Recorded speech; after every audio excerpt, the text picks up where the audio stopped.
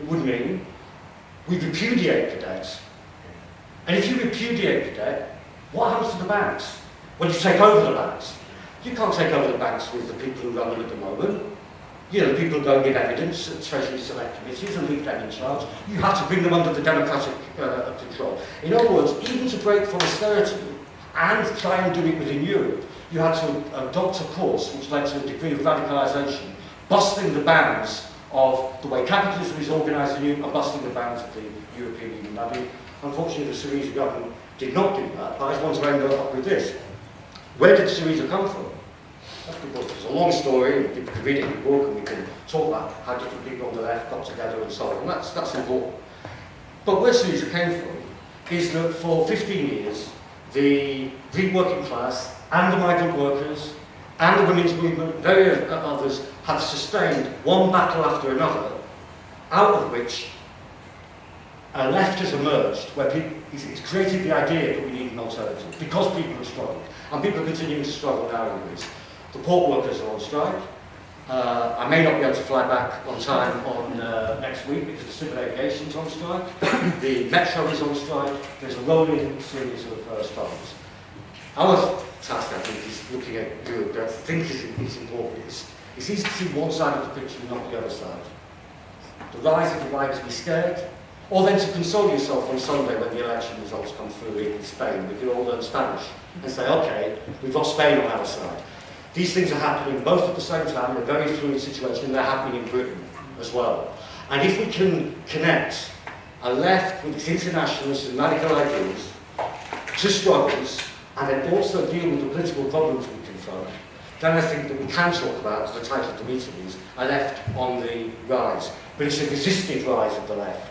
The other side are fighting back from the right, and fighting back from all the old, as you say, the Malakia, to just adopt to the centre, to de-radicalise and so on. This is another pressure in Greece and elsewhere. But the struggle is continuing, and upon that struggle depends the fate of an entire continent, and the thousands of people who are about to drown this summer, who are trying to get to our continent, because European capitalism bombs people, exploits people, and contributes to the climate change in the Sahel region, which means that in the next 4 years, the Sahara will move westwards, and 10 million people will not be able to live in that area in the next 4 years. They'll have to move one way or another. 4 to 8 years is the prediction. That's the world we live in, and it's that context that this school has been so important, I think.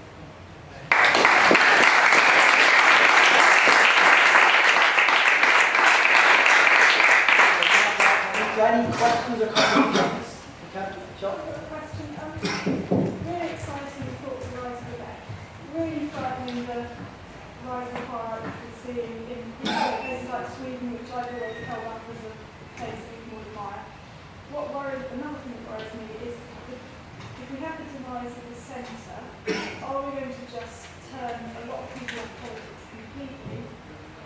Because to them the far left is socialism, communism, scary words, and the far right is fascism, all that bit. How do we engage people and get them onto our side without scaring them off immediately with the big C and big S? Take a few, shall we? Yeah, any other questions? What's your name? Could people give their name? Just, Yeah. Sorry, Joe. Joe.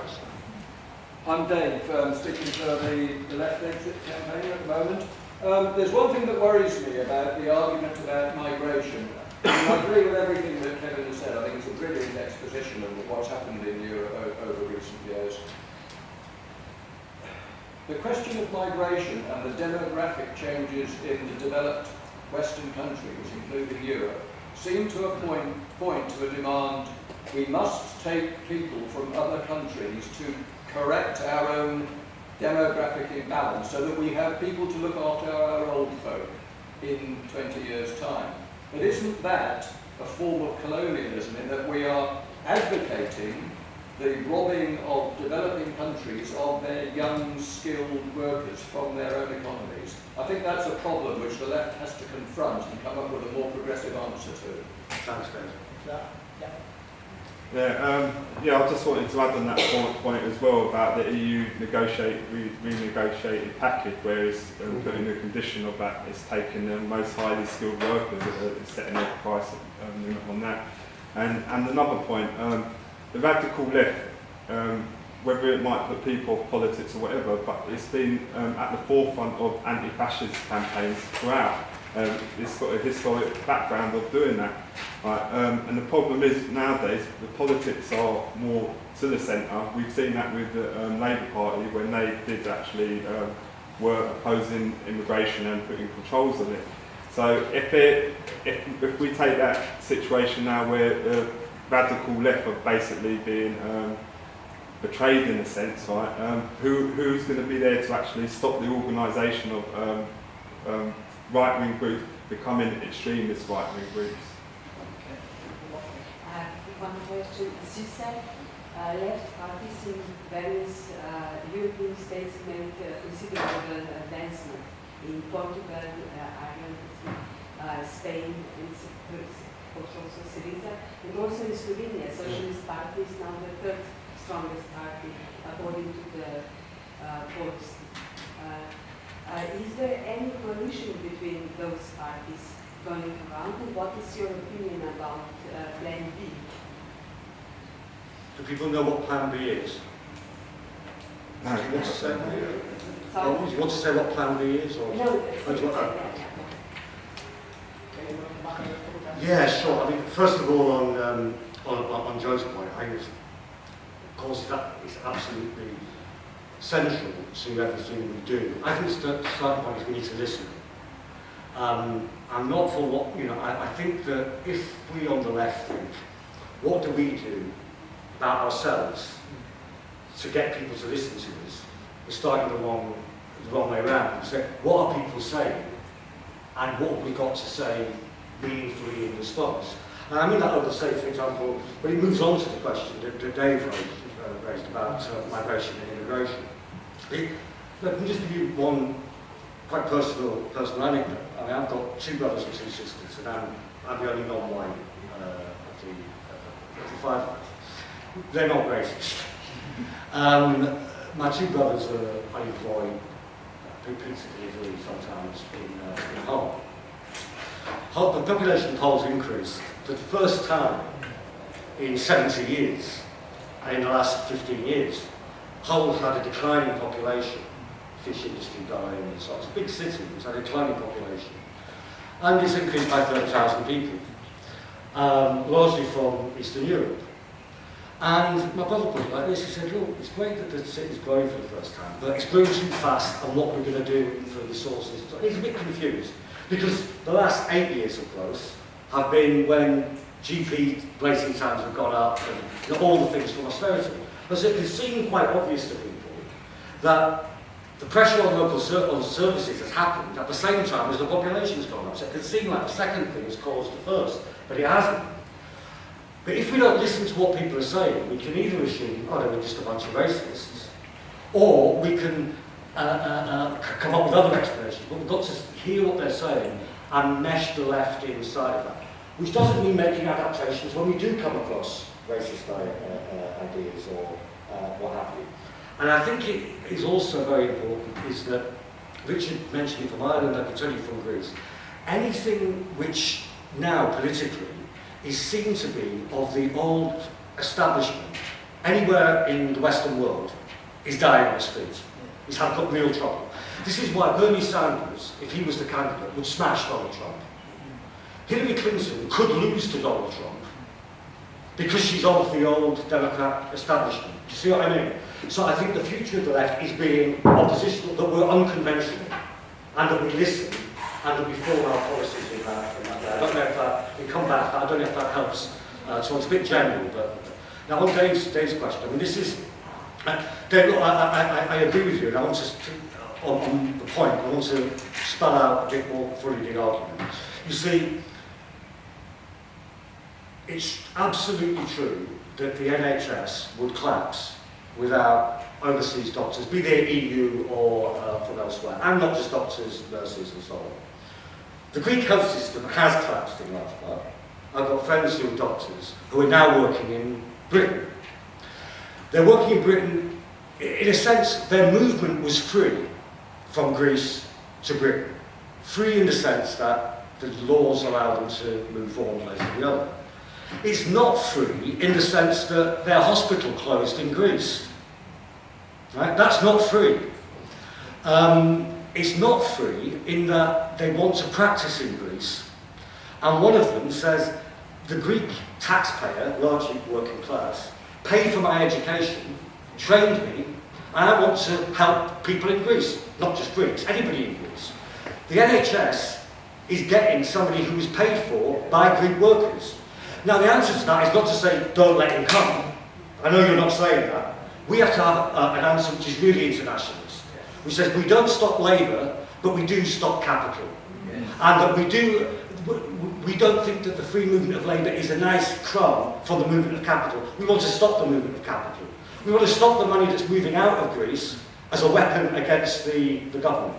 We want to stop the fact that £90 billion has left Britain in the last 5 months, and more will next week if the polls show that Britain won't leave, which is another form of financial terrorism. Right?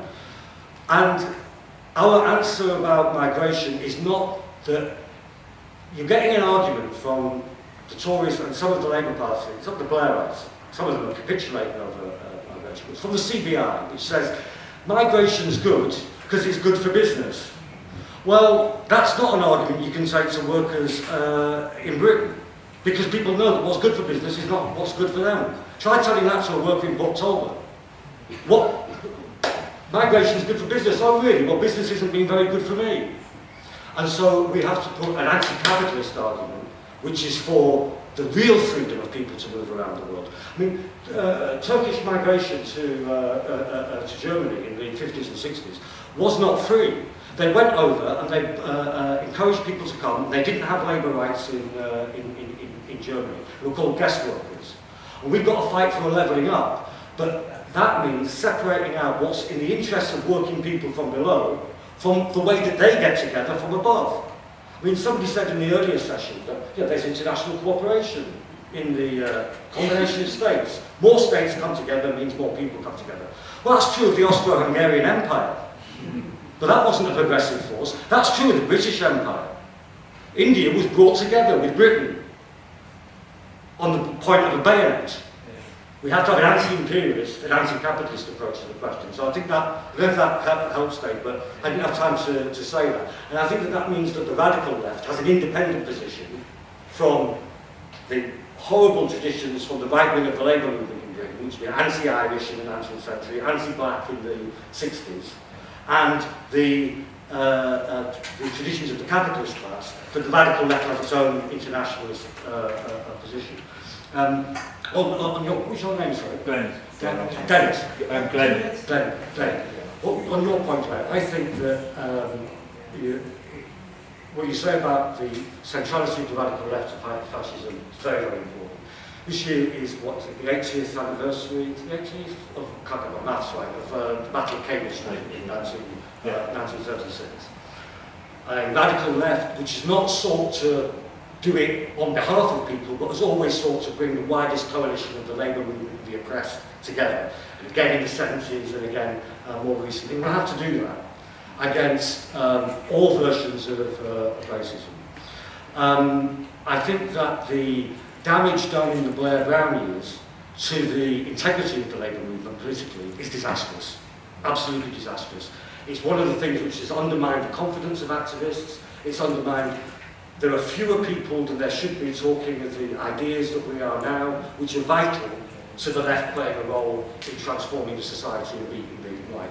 So I think we have a job of work to do, of building the radical left and maintaining a conversation on the radical left. I mean, there's a very sharp debate in polarisation in Britain. That's what referendums do, yes and no, right? As it's reflected on the left. That's fair enough. But we have to have that in the context of a political space which we want to expand, not fragment any further, and want to expand on the principled arguments against austerity, against all forms of racism, and in unity in action. I mean, I think it's terrific that there's 300 vehicles that try to get to Calais today, and raising and people are there from across the left and across the movement, and we'll need a lot more of that. In terms of coalitions, it's really organised at the level of the European Parliament. There's a grouping at the European Parliament of those that have got MEPs. It's very kind of variegated. Plan B. I was not asking about this group. So, This was not my question. what was the question? I'm sorry, This was not I was asking about the parliamentary group. yeah, but what, no, I think I heard that is that there are these different parties. Their cooperation, but the cooperation between Podemos and Syriza is largely where they have the MEPs together in the European Parliament. So there isn't much other cooperation separate from that. It's kind of organised by the institution of the institutions of Europe. Similarly with Die Linke and so on. Yeah. There's not much go-between between Sinn Féin and Die Linke in Germany. On Plan B, this is an effort to articulate an alternative in Europe, an alternative set of policies which I think is helpful. It's connected to the idea of the struggles which Richard emphasised, which is even more helpful. It's different from the thing that Yanis Varoufakis is saying. What Yanis Varoufakis is saying is really a retreat from what Syriza fought for last year, not an advance on it. Because what he's saying is this. He's saying, by 2025, we should seek to democratise the institutions of the European Union. But he says we're on the cusp of the 1930s, which is Hitler coming to power and the Holocaust, right? So he invokes that, and then says that the programme to deal with that is that the European Central Bank should publish its minutes. Well, if we really are on the threshold of barbarism, reading what Mario Draghi said in the minutes isn't going to stop it. And we know that because the Bank of England publishes its minutes. That's one of the things about the Independent Bank of England. Mark Carney and the governors of the Bank of England, you can read the minutes of their meetings online 1 month or 6 weeks after they... It's not a real... It sounds very realistic because it's so small. But the problem we face is not susceptible to these small, realistic things. It's therefore more utopian than the idea of a radical breakup of the institutions and building something afresh. And I have to tell you, in Greece, people have different views of the referendum in Britain as people do here. But absolutely everybody on the left and in the Labour movement, it's clear that if people in Britain vote to leave, that they're not voting against Greek people, that the people who left are not doing that, that the unity that we want to build is there irrespective of the arrangement of states. And the unity extends beyond the borders of Europe. Who's suffering massively now? People in North Africa and in the Middle East. They're not in the EU. Palestinians are not in the EU. But our solidarity should be with them as much as it is with people in France.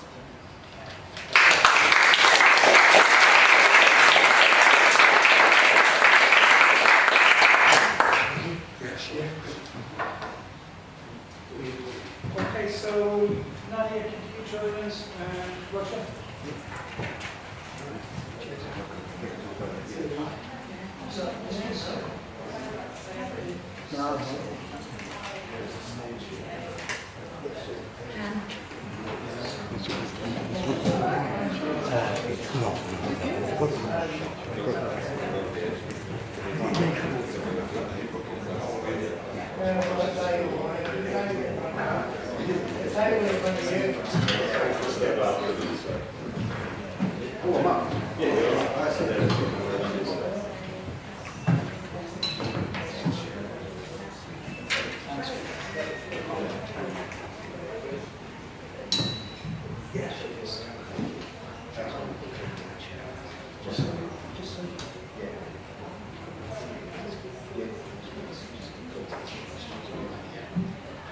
Okay. Is it on just to say that? Hello? Yeah. Lovely. That's great. Folks, thank you very much for hanging on. Well worth waiting for with our last two speakers. My name's Ian Manwood. I run the MA programme here for Trade Unionists on the Future of Organised Labour. And what I just wanted to say very briefly, just in connecting Kevin's session to this one, was the phrase that he used around the capitalist logic of austerity. Because I think in our teaching here at Ruskin, regardless of whatever we're teaching, it's always about analysis, isn't it? How do you analyse the situation that you're in? And for me personally, looking at the capitalist logic of austerity and the way it's played out, particularly against disabled people from 2010, was phenomenally important to get over to students. If you want to understand capitalism and austerity, look at the treatment of people with disabilities. And then to see it played out with the junior doctors dispute was a different perspective. So you can look at the same issue from different perspectives. It was great also being able to take groups of trade unionists down to the junior doctors picket line. I'll introduce our colleagues in a second, but Nadia here is the junior doctors rep for the BMA at John Radcliffe. And it was great taking trade unionists from here, who tend to be slightly older, down to a picket line made up of younger people. My only criticism of the junior doctors dispute is we need more of that. Because to strike is to get some sense of consciousness, so if you could do that again next year, that would be fantastic. So let me introduce our two speakers. Nadia Randazzo, as I said, the Junior Doctors BMA rep at the John Radcliffe, which is just down the road, and Roger Lewis from Disabled People Against the Cuts. So if I can ask Nadia first of all to speak, and then Roger, and then we'll move into questions. Is that okay? Nadia, so over to you, thank you. Hi, so it's going to be quite difficult to follow those inspiring, huge talks. I'm going to talk just about my smaller little fight against the Tories and fighting for the NHS close to home. So first of all, I want to say thank you for having me again. You know, I can't speak highly enough of Ruskin College. It's such a rich resource Oxford have. And thank loads of people in this room, you know, through either Unite, the TUC, Ruskin College, or the Green Party, etc., you know, supported us on our picket lines, and we really, really did appreciate that. I'm not going to go into the junior doctors' contract dispute in detail today, as this is about the wider issue of austerity and fighting the Tories. And that's relevant for a junior doctor anyway, because I feel that the reason a generation of junior doctors were mobilised is not simply a pay dispute, it was this wider climate of a continued attack on public sectors in the NHS, and even for those not politically aware. So when you're working in a system that is being squeezed from all sides, you feel that pressure, even if you don't understand the political manoeuvres going on that's causing that. Anyone working in the NHS understands that there's no give left in the system, and every day feels precarious for those on the front line, because everybody, except maybe management, are working as hard as they can to the edge of their ability to cope. And so I feel that, you know, this daily experience and this climate is what kept the junior doctors motivated, what led to the other healthcare workers in the NHS supporting us and resisting the attempts of the Tory government and the media to divide us into them rather than us. And so I thought I'd just go through a few of my insights and experiences which made me understand what we're up against from this dispute. So while we were giving all these media interviews during the dispute, we repeatedly tried to bring up the wider issues about the fact that we thought the contract was going to lead to a destabilisation of the NHS and speed up privatisation of the NHS. And we kept being told that we were scaremongering, that we'd been radicalised by the BMA, and that basically, you know, the government hadn't cared about the NHS and had no, you know, didn't want to privatise it. And this is a lie, because we know from the Health and Care Social Act of 2012, you know, the markets were opened up on the NHS, and it's just a matter of time as more and more services get privatised. And, you know, Jeremy Hunt co-authored a book, Direct Democracy, where he was talking about how to dismantle the NHS. So we know that they're lying. And through that, all of us had a struggle. We thought, are they just incompetent? Are they just, you know, they're not malicious. They really do care about the NHS, but they're just incompetent in the way they're protecting it. Or is this a malicious, you know, conniving way of destabilising the NHS? And we're split in that opinion. Some people think Tories are incompetent, and some people think they're malicious.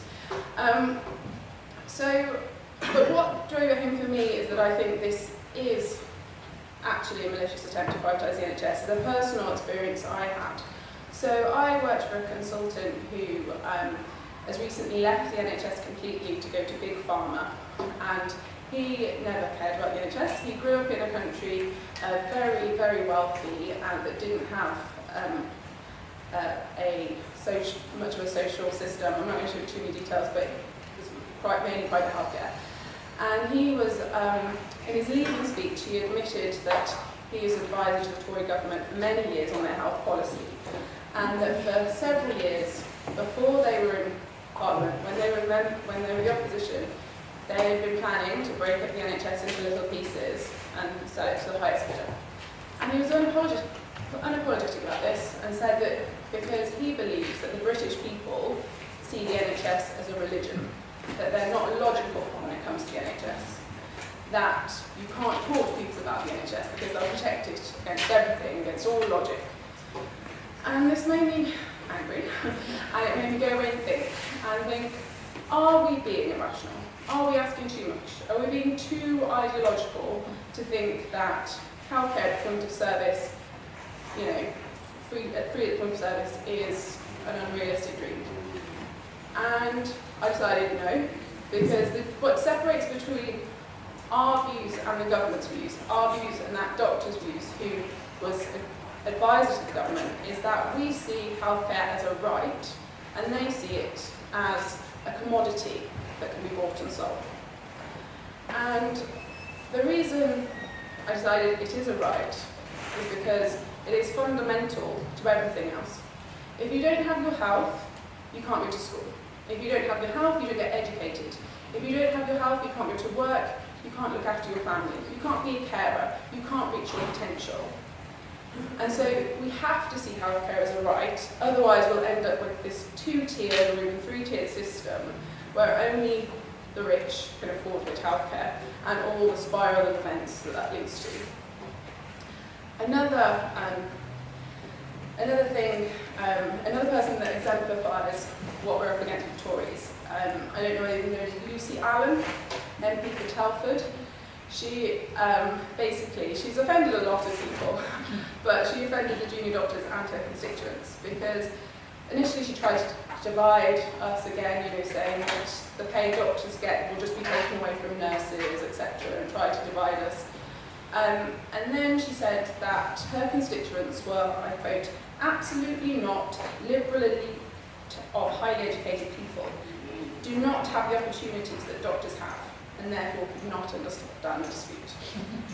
And this offended her constituents because she was just completely insulting their intelligence, their desires, their aspirations, and ignoring the fact that doctors are from a very disparate group of backgrounds.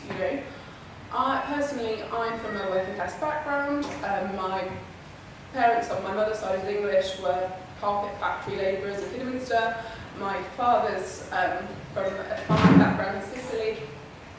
And, I was lucky enough to go to university where tuition fees were means tested. So I didn't have to pay tuition fees. I got a lot of debt from, student loans and stuff. But, we're not in that climate anymore. If you want to be a doctor now, you have to face £9,000 a year for 6 years, on top of all the other debt. So, but at the moment, doctors are from a huge range of backgrounds. So I'm from a working class background, and it's insulting to say that, these are the privileged elite and they're not working for you. And so what I wanted to say is that junior doctors aren't all privileged, and that we're from, and it's very important that we are from varying backgrounds because we treat people from varying backgrounds. I worked in Windsor for a year, and my one patient would be an Etonian with a croquet ball to the eye or something, so I'm an eye doctor. And then my next patient would be from Slough, who also has TB from Bangladesh or something. There is a huge disparate rate in doctors and patients, and that's right. But I'm here to say that this dispute has mobilised a generation of doctors, and we still have the appetite for activism. And I hope we can continue to be allies now that we've made these connections. And we are in a really difficult, scary, precarious time for the NHS and the whole public sector. And they've bred a perfect climate. Chomsky said the standard technique of privatisation is to defund, which they've done, make sure things don't work, which is happening. People get angry, which we are, and then you hand it over to private capital. But I'm just saying that I hope we can use our collective anger to raise awareness, maybe through groups that wouldn't normally get the message from the left or anti-austerity. Now you've got the link in through doctors, and that we continue to fight the NHS and fight austerity.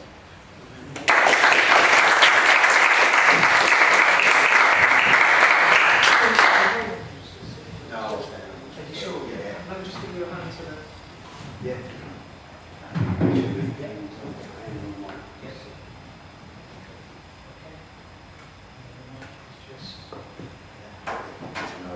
Thanks. Can you hear me there? Yeah. Fabulous. Oh, okay. Thank you for that. That wouldn't be so good. Well, somebody disappeared. Just hang on, I'll be back. It'll take more than a few foot drop to silence Deepak. Thank you for the organisers of today's event for inviting Deepak here to speak. My apologies on behalf of my colleague from the National Steering Committee, Alan Clifford, who was going to speak to you here today because of some family emergency situation. She wasn't able to make it. So I hope you're not too disappointed that I'm here in her place. Ellen is someone I've worked with on the National Steering Committee since Deepak was pretty much formed back in 2010. We've laughed together, we fought together, cried together, occupied together, roadblocked together, even had a couple of pints with legs from time to time together. So I think I can safely say that we speak with one voice, and hopefully I do some justice by being here today. I guess like everything that you talked about here today is being couched in the shadow and the context of the appalling tragedy, the shooting of Joe Cox. And I'm saying that on behalf, not just of myself, but of the Deepak National Steering Committee, not just because we want to add our message of condolence to Brandon Cox, to the children of Joe and Brendan, and to the Cox's family, friends and relatives, but because we know that we also need to not just give our condolences in this situation, but to show our response. And it's our responsibility to ensure that that response is delivered. And that response has to be defiance, resistance, solidarity and unity. And I think this is kind of the theme of what I'd like to say today about Deepak, about fighting austerity and fighting the Tories. Because the tragic murder as a result, it seems, of hatred and racism that's resulted from what's going on in society at the moment is something that Deepak understands very, very clearly. There's one thing we understand, it's scapegoating. We've been fighting this Tory government since 2010. And we've been clear from the outset that we understood that they were pointing the finger at us, scapegoating us, using the rhetoric to separate us out as other, as different, as not the same as everybody else, so that they could push through the cuts that they have been pushing through in terms of welfare. All of that rhetoric of benefit scroungers, cheats, work shy, has had such dramatic and successful effect from their point of view. Because it's shown quite clearly in the polls that people have felt that there's a popular measure to push back on welfare. That's how successful their rhetoric can be. And we were clear from the start that all we knew that that finger was pointing at us.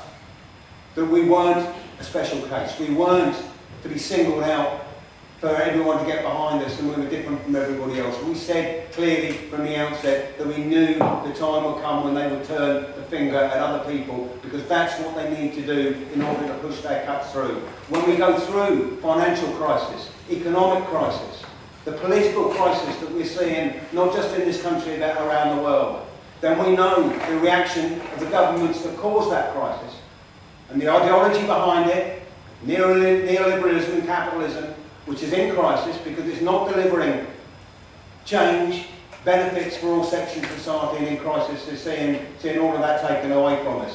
We'll seek to deflect your attention and anger away from them by pointing the finger and scapegoating at other groups. And it's doing that now to good effect. For so many years we're doing that against us as disabled people. For the last 2-3 years it's been wrapping up the ante and pressing the accelerator on using that rhetoric towards immigration, immigrants, migrants, asylum seekers, refugees. And DPAC's been absolutely clear that we were going to stand solidly together with all of those fighting against us, and we wouldn't let people divide us. So a year ago, during the run-up to the election campaign, UKIP were out there trying to put themselves forward as the defenders of the disabled people by saying the real blame was refugees and asylum seekers. And we're seeing that again with the referendum campaign. On both sides of the debate, from the Tories, with their rhetoric of saying that the cuts in the NHS, that the cuts in adult social care are a result of the pressures of migration on this country. When we found that was happening last year, DPAC took a clear decision that being a member of UKIP was not consistent with being a member of DPAC. And we're proud that we took that stance, and we're proud that we're going to continue that fight against any attempt to divide us against other groups at this moment. Today, we have DPAC members from the National Steering Committee who are on the convoy to Calais. And quite right, we should be there sending that message of solidarity, support to our migrant brothers and sisters over the channel in Calais, and saying that they are welcome here. We have our voice to that. In the coming months ahead, DPAC is absolutely committed to a number of things. Defiance against this government. We're not going to kowtow to their rhetoric. And you saw that when we had that event earlier this year, the resignation of Ian Duncan Smith. We were out there on the streets howling at the hypocrisy of his trying to put himself forward as a champion of disabled people. We know that man, he's not finished for us yet. His resignation is not the end of the story. As far as DPAC is concerned, Ian Duncan Smith is just unfinished business. That man has blood on his hands for what he's done, because it was attacks on disabled people, pushing through welfare benefit cuts that have left people so destitute and bereft of money, sanctions, being left out without any money that they've been driven to suicide. And we will not hold it, we will not stop until he's held accountable for that. But we also know that now he's using that rhetoric against migrants and asylum seekers, and the same results will come out if we allow him to continue. So we're going to redouble our efforts, not just against Duncan Smith, not just against Boris Johnson, not just against Cameron, but against UKIP and the far right and every one of them who wants to stand up together in an effort to divide us. We're not going to let that happen. So we'll be fighting alongside every group that goes forward. Now, in DPAC that means resistance, and our resistance is the usual effect. You know us for what we do. You know us for the direct action, for taking our fight out onto the streets, building public support by making our protests as public and as obvious as we can. And we're planning for another summer of activity. On July the 13th, we're launching that with a day of action against Maximus. This is the company that took over from Atos, and a day against personal independence payments, PIP. One of the cuts that's been going through, but also against the cuts in ESA, employment support allowance, that went through in the budget under the shadows because everyone was talking about PIP. That's going to result in huge numbers of disabled people facing huge losses in their disability benefits if they're in the work-related activity group. Huge additional cuts in welfare. And then later on in the summer, around September at the time of the Paralympics in Brazil, we're going to be launching our week of action, not just against PIP, but against the whole of the austerity agenda. Against the cuts in social care, against the cuts in the NHS, against the cuts in welfare, against racism, and against attacks on trade unions. And we're doing that because we know our fight is a united fight. And we're going to ask everyone to come and join us in that struggle, as we're going to continue united in our struggle with all of those else taking action. Because if anything, DPAC is also known for that. Our solidarity has been throughout this. You've got speakers here from Wigan, from the Bakers Union. DPAC was a supporter of the Bakers Union when the Wigan workers were fighting against 0 hours contracts. We've been standing in solidarity with Lambeth College workers who stood out against cuts in further education. The Ritzy workers in Brixton who fought against 0 hours contracts and fought for their right to organise as trade unionists. We were out there in support of the National Gallery workers fighting against privatisation and against the attacks on their trade union leadership. And we were there and are still there, and we're proud to be there alongside our brothers and sisters, the junior doctors, in their fight. That's our solidarity, that's our unity, that's our message of defiance, and that's our message of resistance Join us over the summer and let's get rid of this rotten government and start pushing back the attacks that are taking place so that we can join with our brothers and sisters in Greece, in Germany, and of course those fantastic example that we've been hearing from Richard over the pond there in Ireland. United, solidarity, thanks for inviting us here today.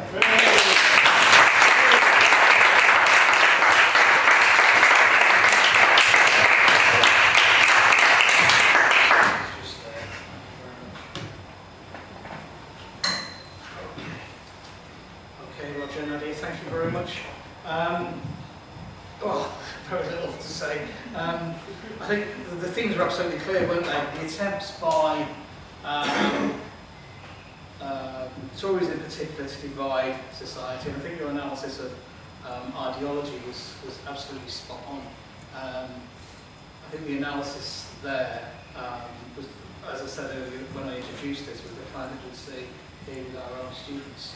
So thank you both very much, Nelly and Roger. I'll open up for questions at this point.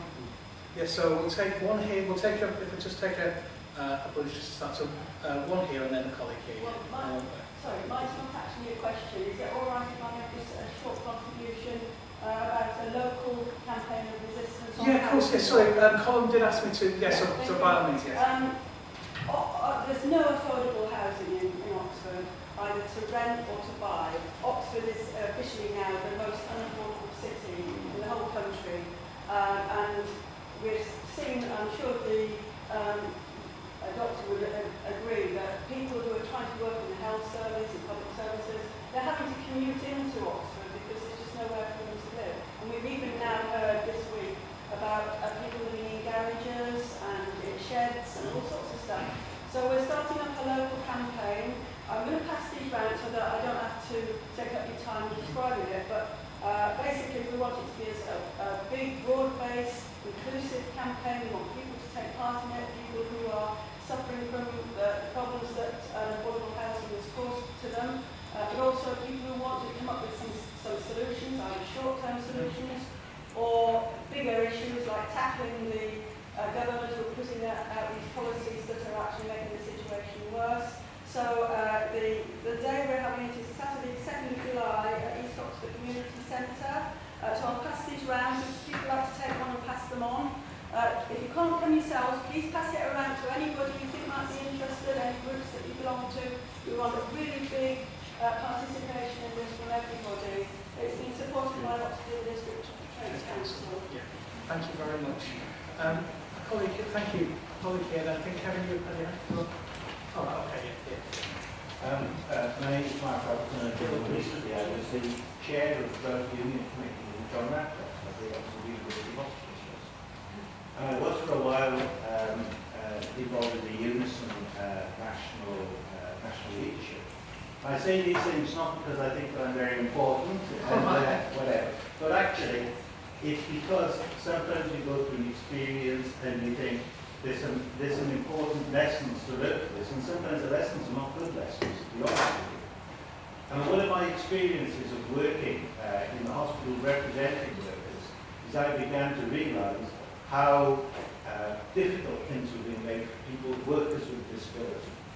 So workers with a disability maybe sometimes were late for work because they needed to get some sort of special treatment.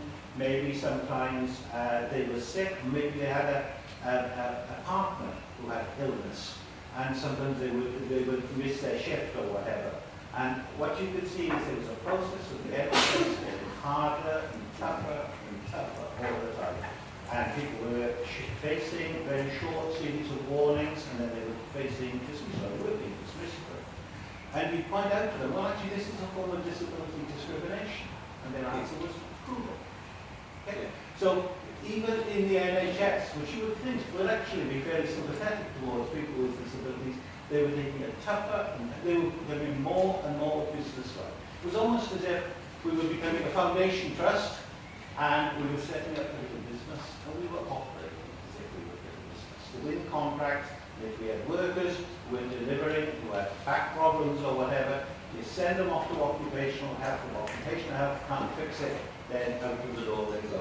So I became more and more conscious of the issue about the need to support workers with a disability, And it was a fight we were constantly having.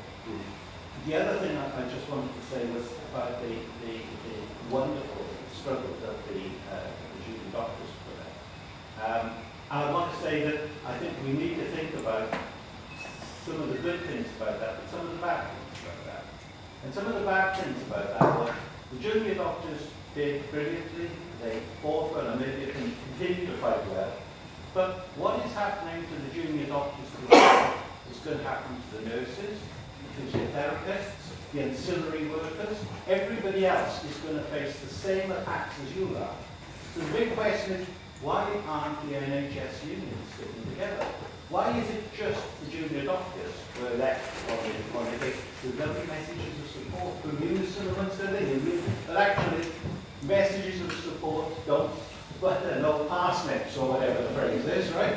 You've got to do something about it. And it is a failure of the NHS unions that they didn't stick together and say to their doctors, they said, look, we've got to organise on an industry-wide basis. This attack from Hunt isn't, today it's on the junior doctors, tomorrow it's going to be on the consultants, it's going to be on the nurses, it's going to be on everyone else.